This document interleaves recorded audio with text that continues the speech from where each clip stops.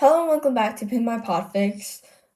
This will be the reading of Chapter 12, The Day Alfred Won, Part 3 and 4, aka finishing the Chapter 12, where Alfred bullies the children into actually resting. Also, this is the first video that I've recorded in a while since I took a break, and I took a break because I was on a trip to Rome. I met one of my online friends. So yeah. Sorry for on Saturday not posting stuff. Well, last Saturday not being able to post stuff because I literally went on Tuesday and then I came back just today, a couple hours ago. And yeah. So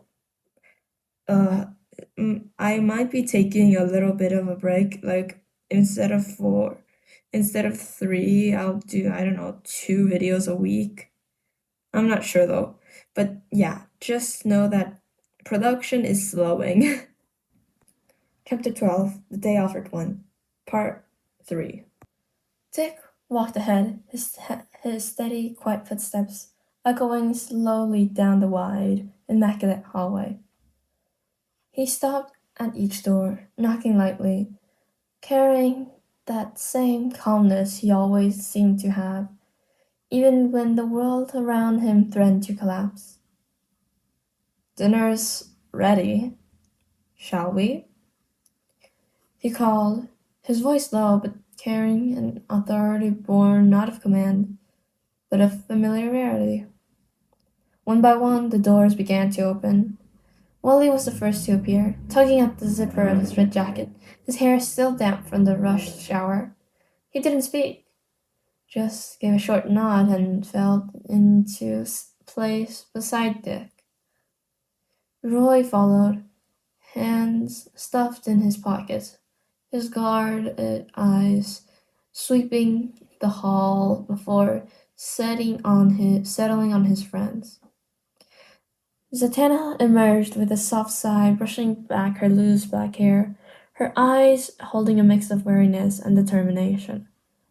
And finally, Midoriya stepped out, straining his shirt with one hand while the other remained unconsciously clenched into a fist, as if his body still couldn't let go of the tension. Dick waited until they were all gathered, then turned and led them down the wide, silent staircase to the ground floor. As they descended, he glanced back, seeing them in line, following him without a word for a brief moment. The sight struck him hard. How many times had he himself followed Alfred this way, after a hard mission, after a fight with Bruce? When they reached the first floor, Dick guided them down broad hallways lined with old portraits and dark wooden furniture until the double doors of the dining hall appeared before them. The doors opened with a faint creak, revealing a room prepared with meticulous care. The long table of solid wood looked as though it belonged to another world, untouched by the chaos raging outside. Silver candlesticks lit the space with soft flames reflecting off perfectly aligned cutlery. A fire crackled quietly in the hearth, filling the room with warmth and the scent of burning wood. It was welcoming, warm, ordered, and because of that, uncomfortable. Young heroes entered slowly, almost reluctantly. The grandeur of the room seemed at odds with their exhausted bodies and restless minds still chained to the urgency of action. Alfred stood at the head of the table, erect, impeccable as always. His hands folded before him. He inclined slightly in courtesy and announced with calm composure, "Dinner is served." None of them dared argue. They walked to their seats and sat down slowly. Silence hung heavy in those first minutes. The faint clink of silverware, the soft sound of soup being ladled, the crackle of the fire. These were the only noises in the dining hall that suddenly felt far too large for such a small group. Wally stirred his soup absently, staring into the broth as if answers were hidden there. Roy sipped water, his eyes fixated on the flames, lost in thought no one dared intrude upon. Zatanna rested her hands in her lap, taking a steadying breath before unfolding her napkin and laying it across her leg, in an automatic attempt at composure.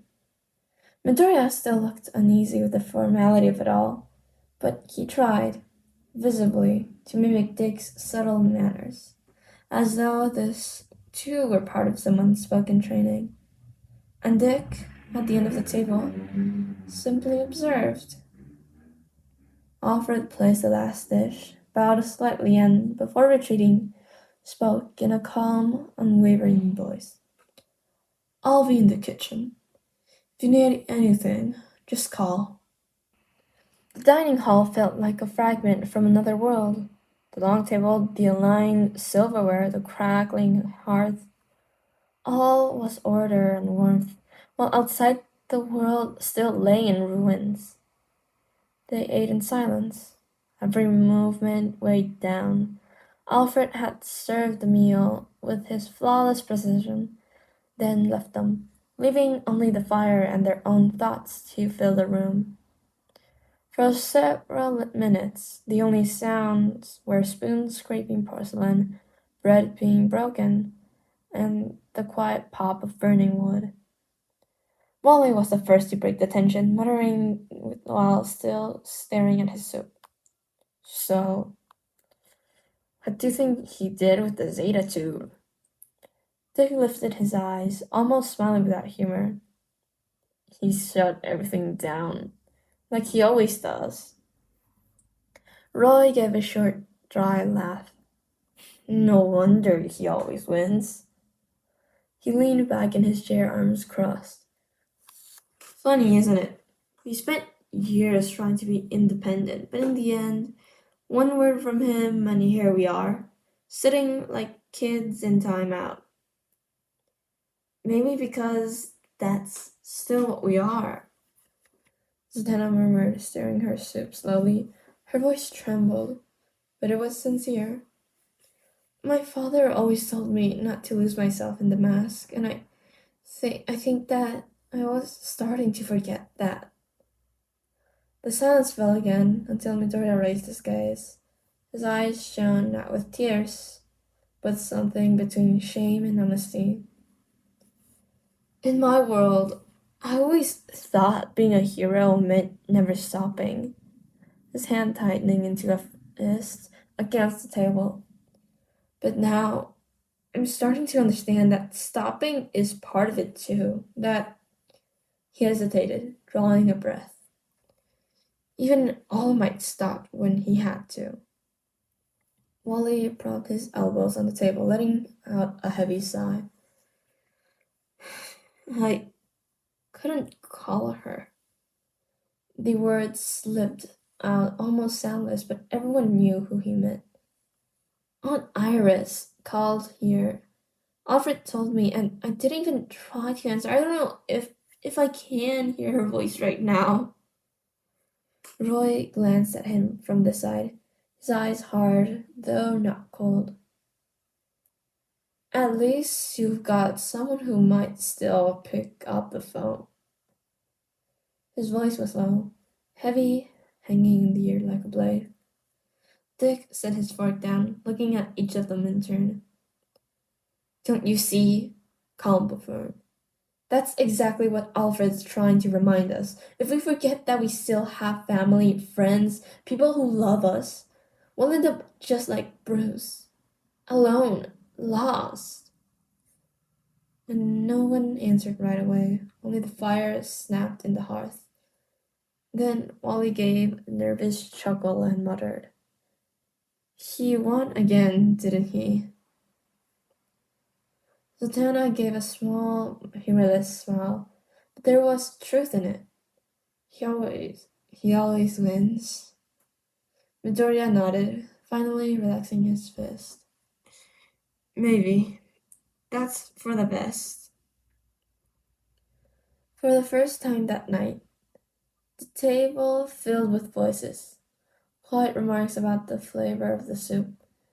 Short laughs over past missions of Bruce, of Oliver, of Zatara. It wasn't light conversation, but it was human. And in that imposed dinner, they became something that they hadn't been in a long time. A group. When the meal ended, they rose together. Dick led them back into the hall, where one by one they said goodnight and disappeared their rooms. Good night, Zatanna murmured, closing her door softly. See you tomorrow, Wally answered, already rubbing tired eyes. Roy simply nodded, slipping into the room beside his. Midoriya lingered a moment, looking at Dick as if he wanted to say something, but only gave a small smile before turning into his room. Dick stood alone in the hall for a few seconds, staring at the closed doors, listening to the manor's silence. So familiar, so full of memories.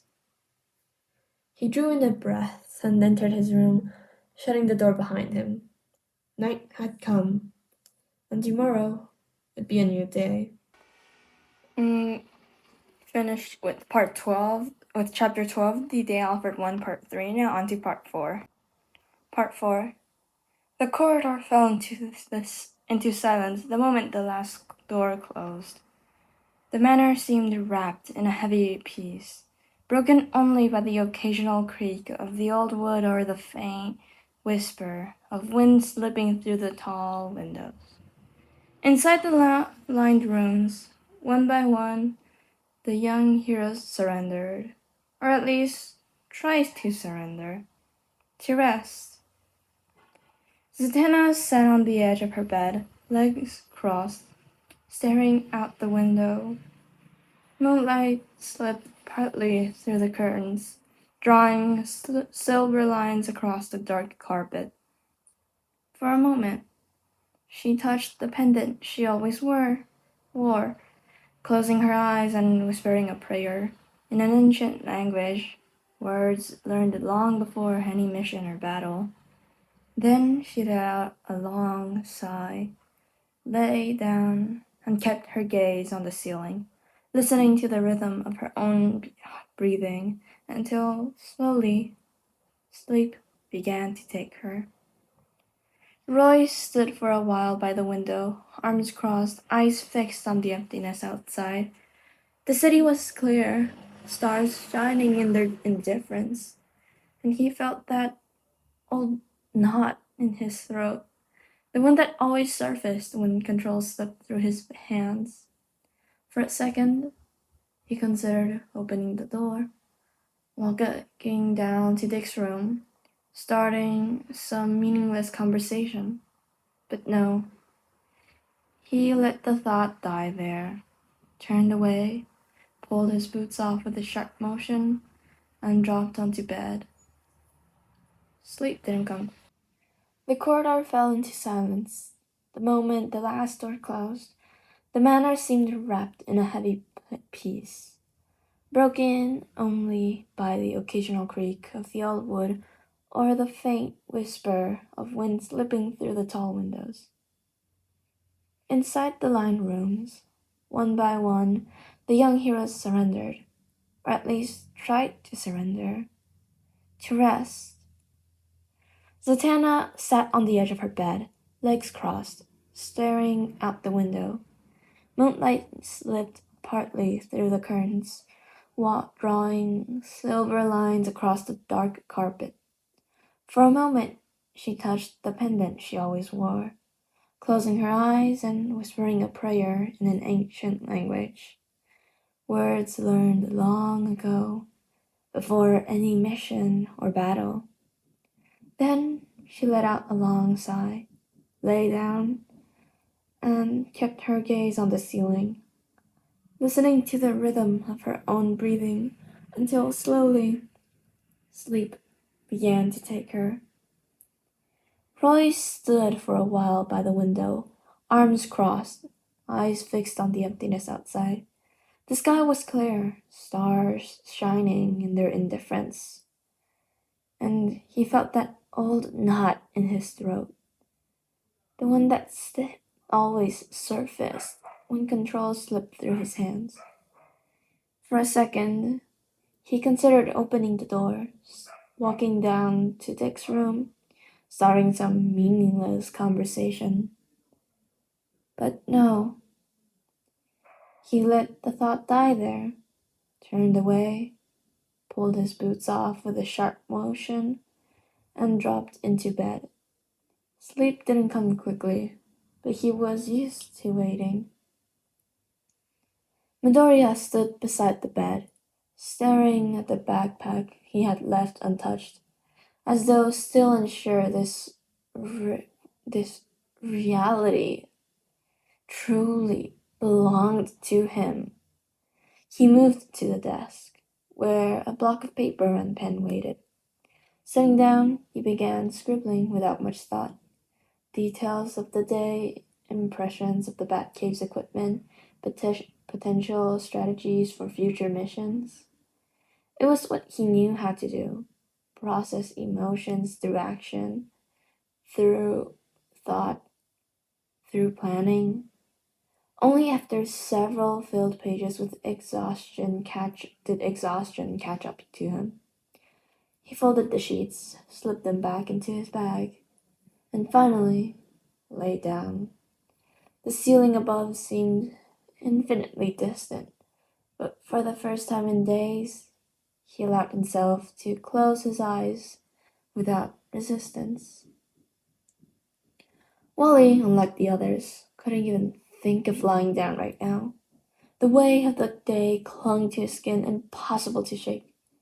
He sat at the edge of the bed, staring at the old rotary phone Alfred had left on the dresser, resting like an artifact from another age. Drawing in a breath, he reached out and slowly turned its dial. The mechanical clicks, so different from the digital tones he was used to, echoed in the silence of the manor. Lifting the receiver to his ear, his heartbeat quickened as the ring pulsed in his chest.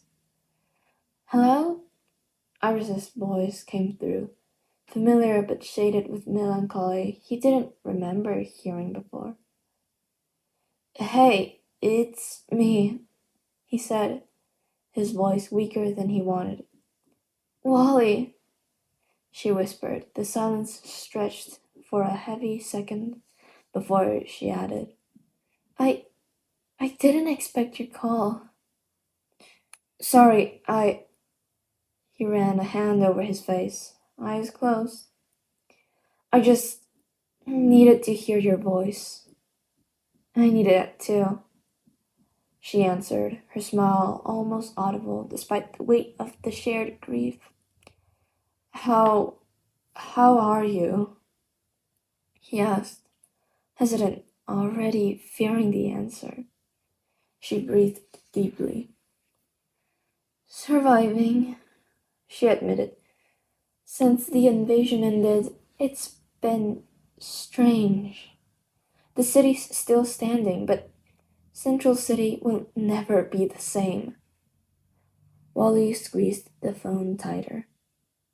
"I know."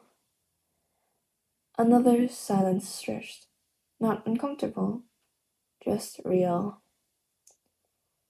"Jay's still here," Iris added, with a hint of hope in her voice. "Doing everything he can to keep things safe." A small smile tugged at Wally's lips, his eyes burning. "Of course he is. The old man's always been tough as nails." Iris let out a short laugh, but it quickly faded. After After Barry was gone, she faltered, then drew in a breath. I didn't think I'd even be able to leave the house, but the city needs someone. And I had Jay. You've always been stronger than you think, Wally said firmly, even as his voice shook. And you? She asked softly, almost afraid of the answer. Just trying not to break, he admitted, smiling even though she couldn't see it. She didn't respond at first, only sighed and then whispered, I wish you were here. I do too, he said quietly, and then unexpectedly, they laughed together, the kind of laugh that's equal parts sorrow and hope, the kind that only people who share both can truly understand. They spoke a little longer about neighbors who stayed, friends who left, places that felt too empty, until the quiet between them made it clear it was time to hang up. Take care of yourself, she murmured. You too, he said, and even after the line went dead, he held the receiver there, as though it still carried the fragile thread tying him to what was left of his world. Only after a few seconds did he set it back down, lie on the bed, and for the first time that night, smile. In the room next door, Dick was already lying down, hands behind his head, staring at the ceiling with the same contemplative look he'd known all his life. He knew Alfred wouldn't appear to lecture him or turn off the lights. He knew Bruce wouldn't step through the door to pull him into another admission. He knew that tonight silence was all there would be. And strangely, it didn't feel so bad. Turning to his side, he adjusted the window pillow and closed his eyes, finally letting the weariness win. And so, one by one, each room of Wayne Manor sank into silence. Outside, the night carried on, indifferent to human worries. In the heart of that house, steeped in history, 5 young heroes searched, in their own ways, for a moment of peace, before the next day called them back to. And that was the end of this chapter 12, the day Alfred won. I am recording this one like so many days after recording the first one, since, as you know, on my community and my post, like community post stuff, I said I'd be taking a break. So like this is like, I don't know, day. I don't know, like about almost 2 weeks into my break, into my little unofficial break, little hiatus that I'm having. So yeah, this hiatus, since finals are coming up, I'm going to study first, and then when I'm finished studying, I'll be yeah. Since my finals, my school decides to put our finals like earlier than other schools, so I'll be so before you know it, I'll be back with regular. So like before you expect me to be back, I'll be back. I would be back. So like I'm recording this in middle of nowhere. I just got back home from a 1 hour long class, music theory class. Should be playing the piano, and I'm not playing the piano. Don't worry, I'm good. I'm good. And so yeah. The so this was from After the Fall by Innocent Conan _reader. Check them out on AO3. As always, link will be in the description. And I'm still trying to figure out how the direct audio on AO3 works, so please be patient. I do not know shit about. I do not know anything about posting.